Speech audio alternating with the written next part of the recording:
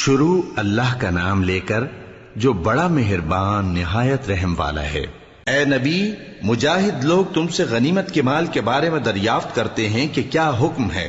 کہہ دو کہ غنیمت اللہ اور اس کے رسول کا مال ہے، تو اللہ سے ڈرو اور آپس میں صلح رکھو، اور اگر ایمان رکھتے ہو تو اللہ اور اس کے رسول کے حکم پر چلو۔ مومن تو وہ ہیں کہ جب اللہ کا ذکر کیا جاتا ہے تو ان کے دل ڈر جاتے ہیں، اور جب انہیں اس کی آیتیں پڑھ کر سنائی جاتی ہیں تو ان کا ایمان اور بڑھ جاتا ہے،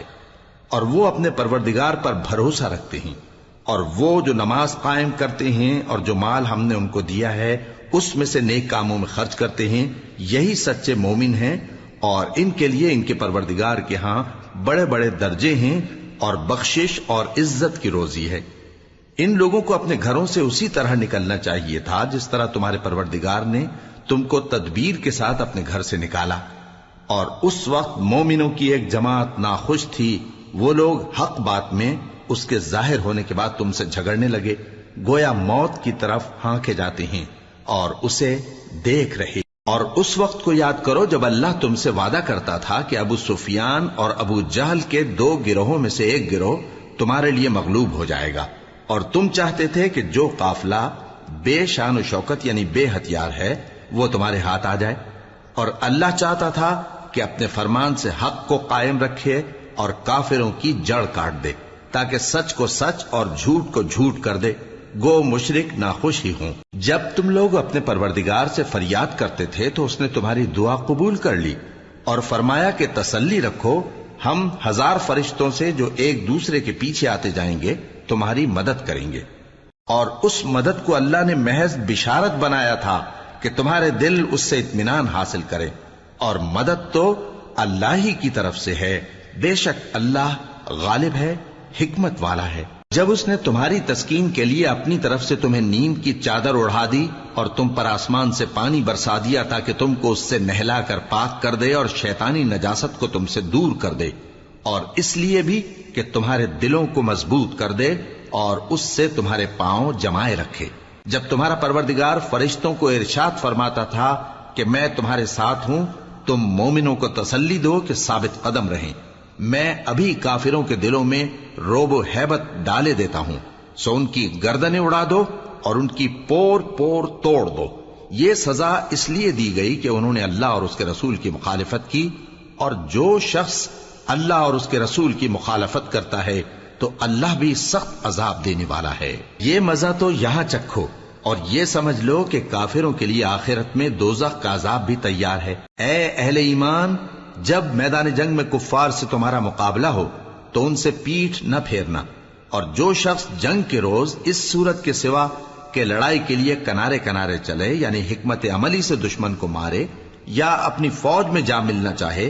ان سے پیٹھ پھیرے گا تو سمجھو کہ وہ اللہ کے غضب میں گرفتار ہو گیا، اور اس کا ٹھکانہ دوزخ ہے، اور وہ بہت ہی بری جگہ ہے۔ بس تم لوگوں نے ان کفار کو قتل نہیں کیا بلکہ اللہ نے انہیں قتل کیا، اور اے نبی، جس وقت تم نے کنکریاں پھینکی تھیں تو وہ تم نے نہیں پھینکی تھی بلکہ اللہ نے پھینکی تھی۔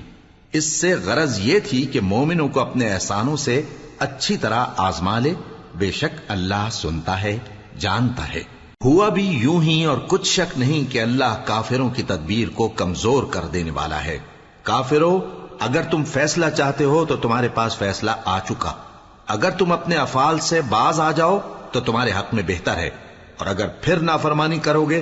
تو ہم بھی پھر تمہیں عذاب کریں گے، اور تمہاری جماعت خواہ کتنی ہی بڑی ہو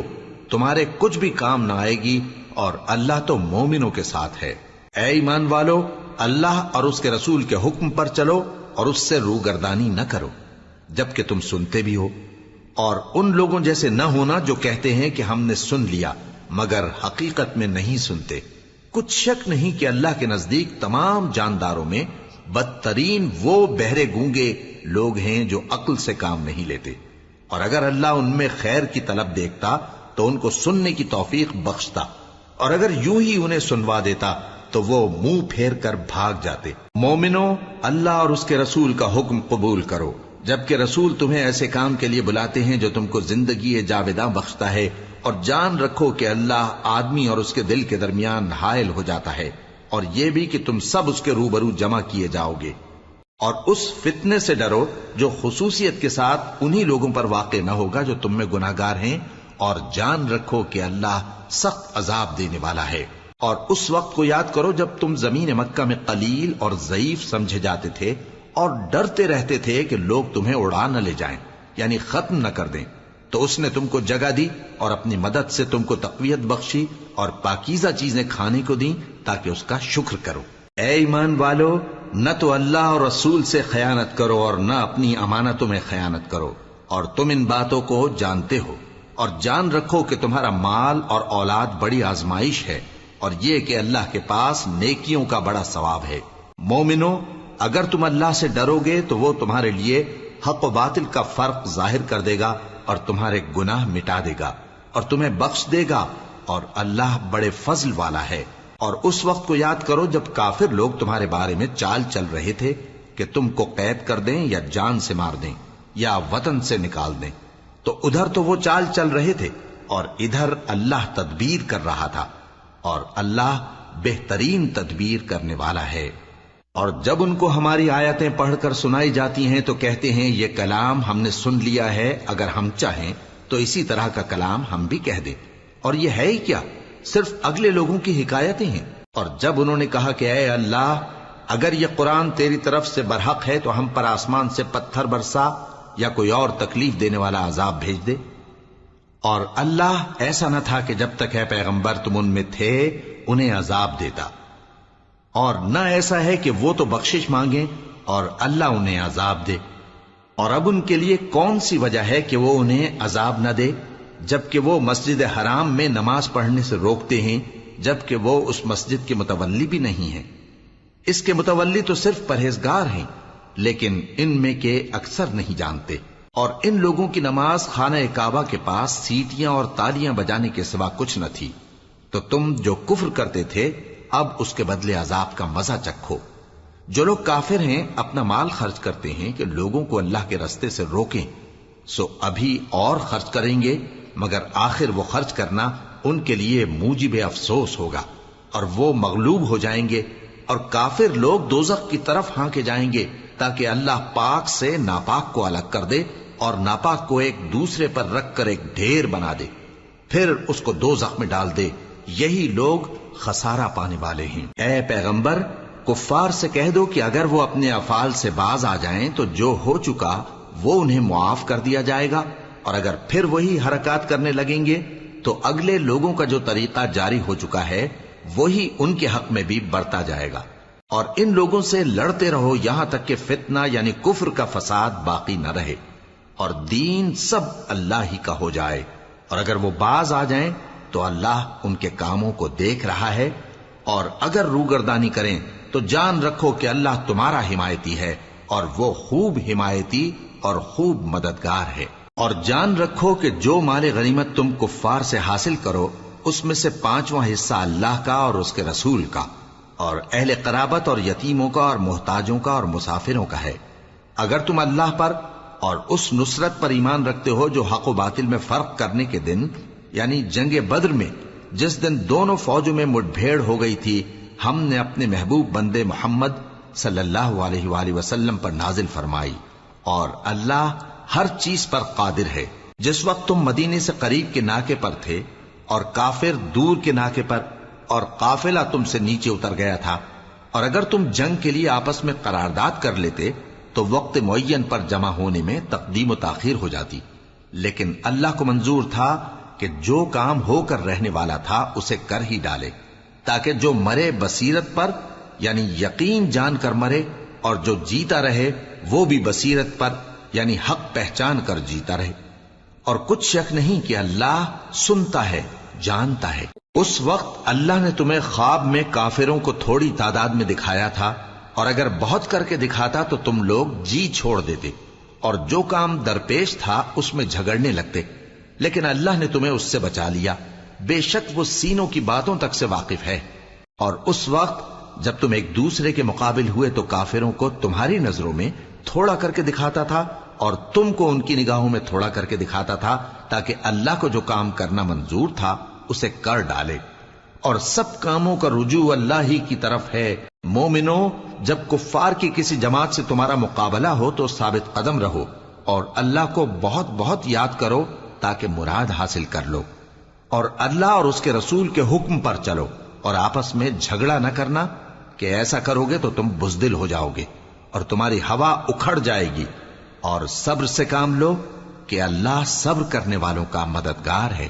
اور ان لوگوں جیسے نہ ہونا جو اتراتے ہوئے یعنی حق کا مقابلہ کرنے کے لیے اور لوگوں کو دکھانے کے لیے گھروں سے نکل آئے اور لوگوں کو اللہ کی راہ سے روکتے ہیں، اور جو اعمال یہ کرتے ہیں اللہ ان کا احاطہ کیے ہوئے ہے۔ اور جب شیطان نے ان کے اعمال ان کو آراستہ کر دکھائے اور کہا کہ آج کے دن لوگوں میں سے کوئی تم پر غالب نہ ہوگا اور میں تمہارا رفیق ہوں، لیکن جب دونوں فوجیں ایک دوسرے کے مقابل صف آرا ہوئیں تو پسپا ہو کر چل دیا اور کہنے لگا کہ مجھے تم سے کوئی واسطہ نہیں، میں تو ایسی چیزیں دیکھ رہا ہوں جو تم نہیں دیکھ سکتے، مجھے تو اللہ سے ڈر لگتا ہے اور اللہ سخت عذاب کرنے والا ہے۔ اس وقت منافق اور کافر جن کے دلوں میں بیماری تھی کہتے تھے کہ ان لوگوں کو ان کے دین نے مغرور کر رکھا ہے، اور جو شخص اللہ پر بھروسہ رکھتا ہے تو اللہ غالب ہے، حکمت والا ہے۔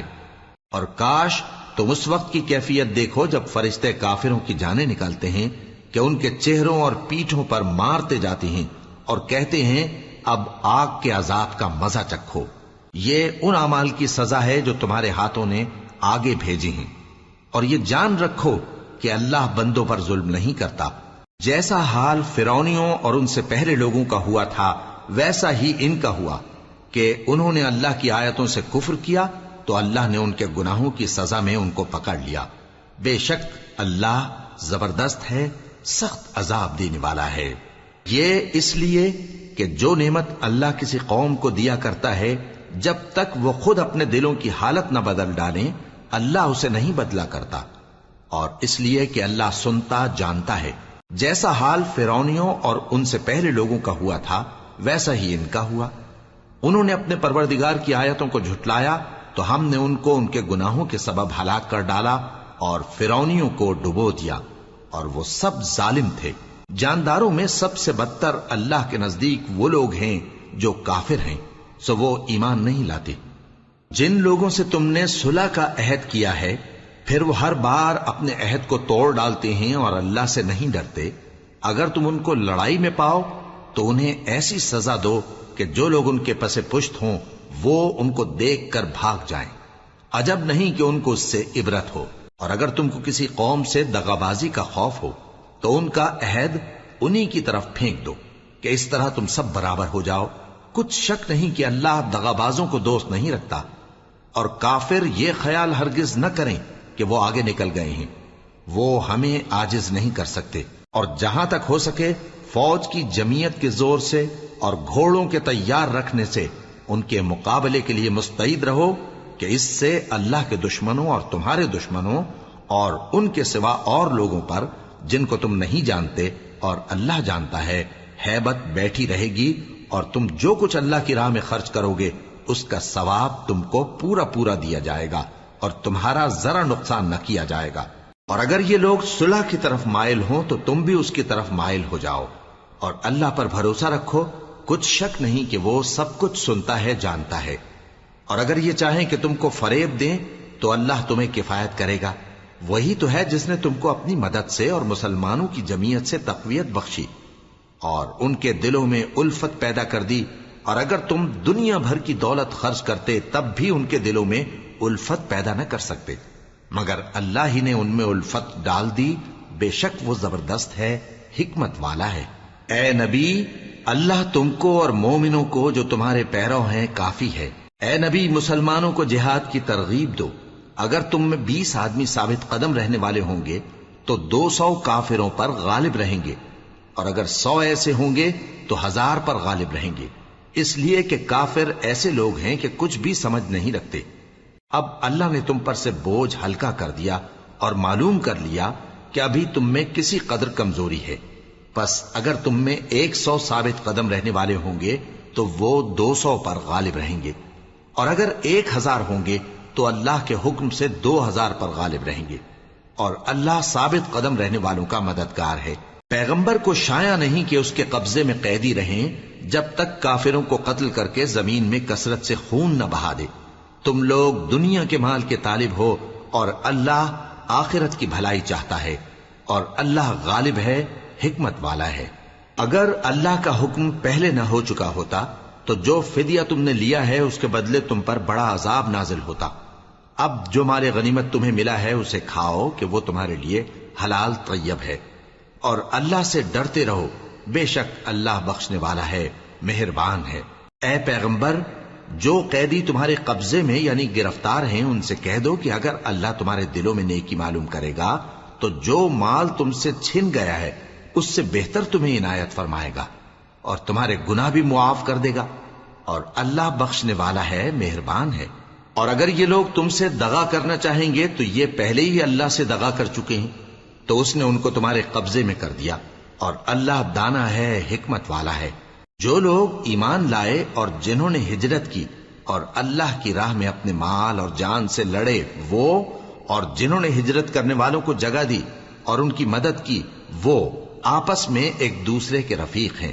اور جو لوگ ایمان تو لے آئے لیکن ہجرت نہیں کی، تو جب تک وہ ہجرت نہ کریں تم کو ان کی رفاقت سے کچھ سروکار نہیں، اور اگر وہ تم سے دین کے معاملات میں مدد طلب کریں تو تم کو مدد کرنی لازم ہے، مگر ان لوگوں کے مقابلے میں کہ تم میں اور ان میں صلح کا عہد ہو مدد نہیں کرنی چاہیے، اور اللہ تمہارے سب کاموں کو دیکھ رہا ہے۔ اور جو لوگ کافر ہیں وہ بھی ایک دوسرے کے رفیق ہیں۔ تو مومنو، اگر تم یہ کام نہ کرو گے تو ملک میں فتنہ برپا ہو جائے گا اور بڑا فساد مچے گا۔ اور جو لوگ ایمان لائے اور وطن سے ہجرت کر گئے اور اللہ کی راہ میں جہاد کرتے رہے، اور جنہوں نے ہجرت کرنے والوں کو جگہ دی اور ان کی مدد کی، یہی لوگ سچے مسلمان ہیں۔ ان کے لیے اللہ کے ہاں بخشش اور عزت کی روزی ہے۔ اور جو لوگ بعد میں ایمان لائے اور وطن سے ہجرت کر گئے اور تمہارے ساتھ ہو کر جہاد کرتے رہے، وہ بھی تمہی میں سے ہیں۔ اور رشتہ دار اللہ کے حکم کی روح سے ایک دوسرے کے زیادہ حقدار ہیں۔ کچھ شک نہیں کہ اللہ ہر چیز سے واقف ہے۔